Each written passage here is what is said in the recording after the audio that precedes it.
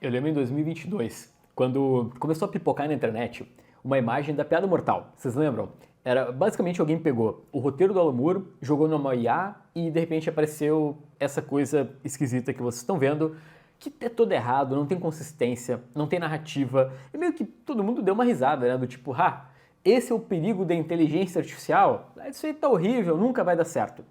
Pois então, gente, essas páginas que vocês estão vendo são de um mangá inédito no Brasil de 2006 chamado Assistente Social Itsuko Ikanda, ok? Então, vocês podem ver aqui o traço um pouco mais simples. E se eu te mostrar isso? Eita, são aquelas mesmas páginas agora recoloridas, coloridas e redesenhadas. Confira comigo no replay. Aqui a versão original e aqui o remake. Dá uma olhada na capa, por exemplo, do mangá. A diferença. Vocês percebam que a IA ela consegue obedecer à narrativa, porque afinal ela está desenhando por cima de uma página, logo ela está mantendo todo o direcionamento. E o mais bizarro de tudo é que ela aparentemente mantém a consistência, porque é a mesma personagem em várias e várias páginas. Aqui nós temos três situações diferentes. A primeira delas é, sim, esse mangá ele foi redesenhado com o uso de inteligência artificial. Segundo, não são fãs que estão jogando na internet, brincando ou coisa assim. É uma editora publicando esse mangá dessa forma. E o terceiro ponto, as autoras estão contentes com esse banho de loja que os mangás receberam, porque está fazendo sucesso no Japão. Quem nos mandou essas imagens foi a Drika Sada, né, a nossa grande tradutora de mangás, né, traduziu Akira, Lobo Solitário, Junji Ito, entre tantas outras coisas. Ela comenta que também ficou chocada com essa novidade e que esse não é o primeiro caso de mangá que passa por um remake lá no Japão. Na prática, esse é um projeto de uma editora / plataforma digital de leitura de mangás chamada Mangá Okuko. O projeto ele se chama Remake de Obras-Primas, né? E eles, além de trabalhar, né, nesses remakes dos mangás, eles adaptam os mangás para leitura webtoon, né? Ou seja, a leitura vertical, e até o dia 30 de julho já são 4 obras refeitas e elas vêm com um aviso, tá? Ela tá lá escrito, né, dizendo, olha só, é um remake feito parcialmente com o uso de inteligência artificial. Esse outro exemplo que vocês estão vendo é de um mangá chamado Eiken, de 2004, também inédito no Brasil, e que na época do seu lançamento fez muito sucesso, né? A versão física ganhou ova lá fora, só que em algum momento ele foi esquecido, né? Ele começou a sumir das prateleiras, até que agora teve esse remake e, pasmem, o lançamento da versão com inteligência artificial ajudou a versão tradicional a vender também, ou seja, as duas estão fazendo sucesso. O grande ponto aqui, gente, é a questão da webtoon, que são coloridas, né? Então, logo, a ideia da editora é adaptar os mangás antigos para essa nova realidade e atender esse público contemporâneo, porque afinal, tradicionalmente, os mangás são em preto e branco. Tem até uma matéria no Yahoo japonês, onde os editores comentam que sim, tem o uso da inteligência artificial, mas que eles também têm que dar uma retocada, etc. Mas também eles dão a entender que eles não têm que mexer tanto assim no resultado final. Agora tu deve estar me dizendo, Vini, que absurdo isso, e os autores originais estão tendo as suas obras vilipendiadas pelas inteligências artificiais. Olá a todos, sou Ayuko Omi, a autora original de Itsuko Ikanda. E estou muito feliz que esse mangá tenha sido refeito utilizando inteligência artificial e que todos possam vê-lo nesta nova forma. Conto com seu apoio tanto para o novo Ikanda quanto para o Ikanda original. Essa é a roteirista, agora a gente vai para Noriko Sakata, que é a desenhista. Ikanda ressuscitou como remake através de IA. Esta é uma obra que é difícil de retratar, mas essa reprodução saiu tão nítida, realista e cuidadosa que eu só tenho a agradecer. O progresso da tecnologia é incrível, não? Vamos lá de novo. Vini, os leitores eles devem estar odiando inteligência artificial, que horror! Só um parênteses aqui, tá? Eu acho esquisito pra caramba. Então, apesar do sucesso, tem muitas críticas nos comentários. Tem uma galera dizendo coisas como que a IA desenha todo mundo muito bonito. Acabou o espaço pra gente feia nos mangás porque a IA deixa todo mundo meio parecido. Que eles não conseguem desenhar os peitões, normalmente retratados nos mangás, e que falta expressividade. Vocês pararam pra pensar no tamanho dessa discussão? Porque imagina se a Marvel DC, por exemplo, começa a pegar os quadrinhos antigos, sei lá, no começo da Marvel lá, Jack Kirby, Stan Lee, Steve Ditko, e eles passam a fazer remakes mais modernizados das obras clássicas para apresentar para um novo público. E vamos imaginar que o público aceite, ou que as famílias dos autores digam, não, beleza, dá para refazer, não tem problema. Para pensar no tamanho das discussões, dos dilemas, porque, querendo ou não, o grande debate sobre IA é a questão do roubo da propriedade intelectual. Essas ferramentas são alimentadas com artes de artistas que não recebem nada por isso. Então elas caracterizam roubo. Galera, como a Drica comentou, esse assunto ainda vai dar muito pano para manga.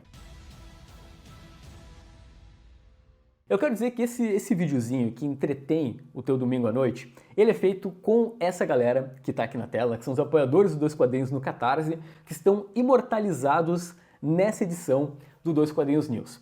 Vocês devem lembrar, na última edição, no último final de semana, nós apresentamos em primeira mão, aqui no Dois Quadrinhos, as capas de Jerusalém do Alan Moore, livro que a Veneta está publicando num box em 3 edições. Essa publicação entrou em pré-venda no Catarse essa semana, então, no dia 1º, quinta, a partir do meio-dia. Tu deve estar sabendo disso porque foi um grande evento na Gibisfera.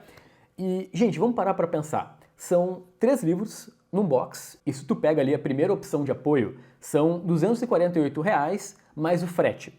No mínimo, a galera que apoiou o projeto gastou uns R$ 280 para ter o Jerusalém do Alan Moore, um lançamento muito aguardado, etc. Bom, vamos combinar que não é um valor super acessível, mas a gente está falando aqui do Alan fucking Moore. Gente, em 4 horas o projeto bateu 100% da meta, arrecadando mais de R$ 100 mil. No segundo dia já estava em 200%. E vamos dar uma olhada como é que está exatamente agora. 264% da meta, ainda faltam 44 dias e 246 mil arrecadados. Vocês percebam que um dos grandes assuntos do mercado editorial hoje é a dificuldade dos editores para vender livros, porque, sei lá, o papel tá caro, o transporte também no Brasil é muito caro, né, pelo tamanho do país. E no meio de todos esses problemas, de repente chega o Alan Moore, faz a sua mágica e vende quase 1.000 livros a R$ 280 em poucos dias. Lembrando que os envios começam a partir de outubro e tem link aqui na descrição do vídeo para o Catarse. Isso aqui não é um jabá nem nada, é só porque é Alan Moore e a gente quer apoiar o projeto da Veneta. Agora a gente vai falar sobre o que está todo mundo debatendo, que é o Absolute Universe da DC. Galera, eu vou falar sinceramente aqui. Quando eu vi o Batman pela primeira vez, eu não sei, eu achei esquisito, tá? Essa imagem inicial não me pegou muito, é que eu vi também ela em preto e branco, e agora saiu, o Snyder divulgou no Twitter, ou X, hoje em dia, a primeira imagem colorida do Absolute Batman. Galera, eu tô apaixonado, sério.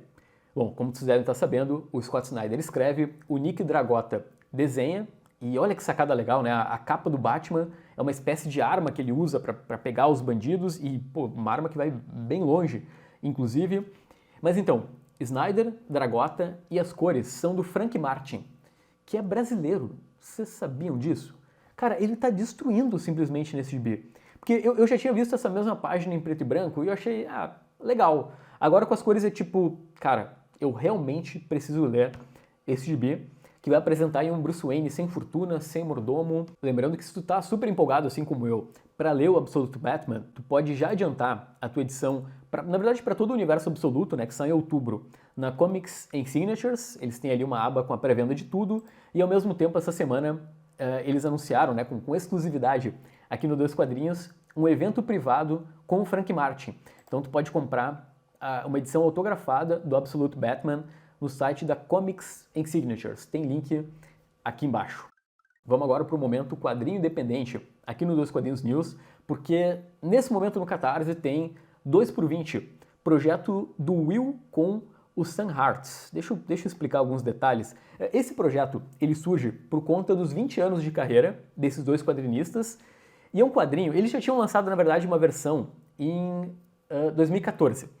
A ideia é uma HQ flip-flop, sabe? Metade dela são 48 páginas, sendo que metade é do Sam Hart e outra metade do Will. Aqui vocês estão vendo as capas, uma de cada lado, então é aquela ideia do flip-flop.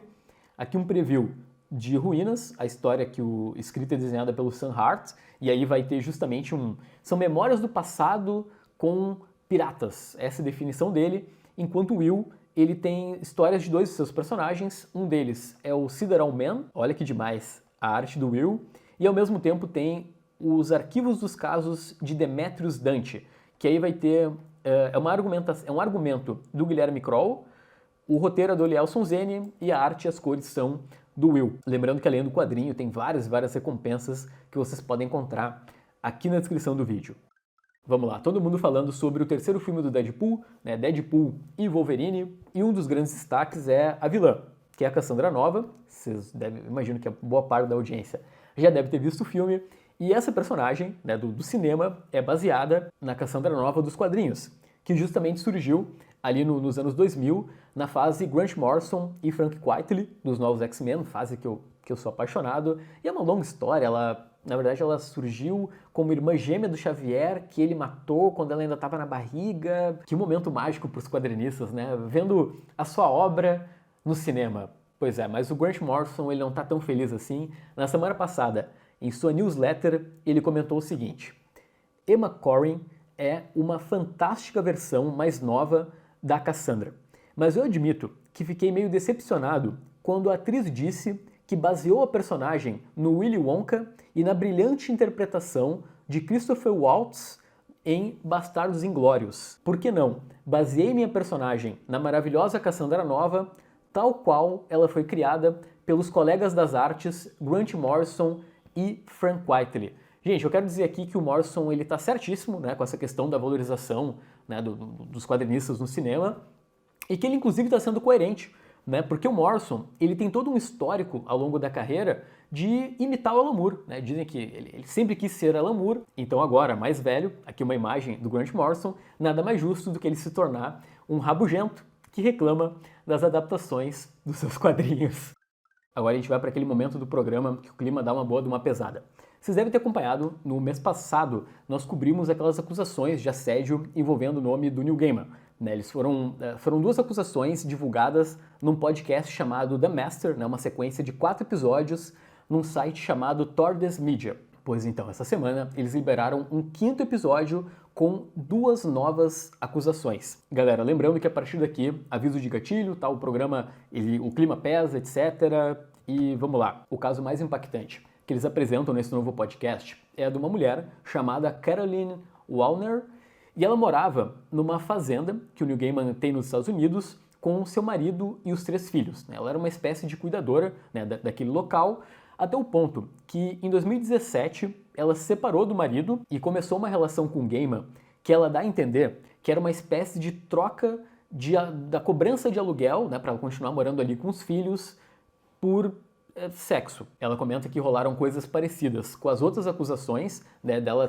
ter que chamar ele de mestre, e que ela não tinha muito o que fazer pela questão da relação de poder. Né? Ela precisava morar ali, ela tinha 3 filhos, então ela acabou se sujeitando, e isso muda em 2021, quando ela é mandada embora da casa e o advogado do Gaiman propõe uma compensação financeira de $275 mil para ela sair da casa e basicamente não falar nada. É um chamado acordo de confiabilidade.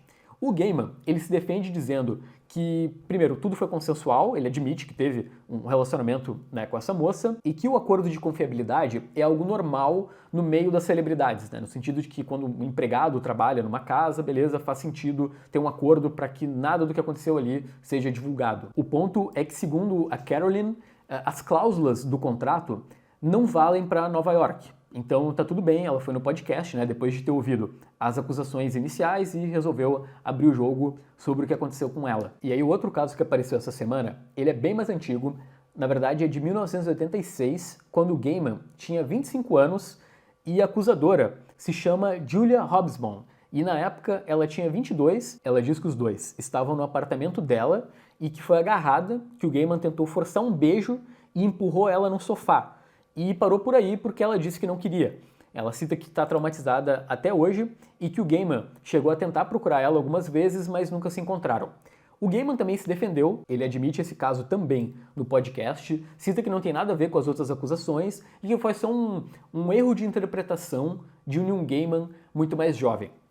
Então, gente, são 4 acusações ao todo até o momento, nenhuma delas foi para a justiça nem nada, mas cara, a reputação do Gaiman sai muito abalada nessa situação toda, e como vocês podem ver, aqui no Blue Sky, uma rede social que o Gaiman era muito, muito ativo, ele simplesmente sumiu. Na verdade, as únicas falas que a gente tem, né, em defesa, ou qualquer pronunciamento do Gaiman recente, estão no próprio podcast, né. Eles citam também que ele tinha uma palestra para dar e foi cancelada recentemente, lembrando que ainda esse ano sai a segunda temporada de Sandman na Netflix, isso sem contar outros projetos que o Neil Gaiman está envolvido, que estão meio que no meio do caminho, tipo Good Omens. E galera, não tem como nenhum desses sair sem essas alegações virem à tona, ter toda uma discussão em cima aí do nome do Neil Gaiman. Foi muito bom te ter por aqui. Tu lembrou de apertar no botão do like, que é algo que eu sempre esqueço de falar no começo do vídeo? Eu acho que eu vou gravar o like no final dos vídeos, que eu só lembro no final. Então é isso, gente. Boa semana pra todo mundo. Lembra de comentar aqui embaixo, nem que seja um olá pra simbolizar que tu ficou até o final do vídeo. E até breve, tá? Tchau, tchau.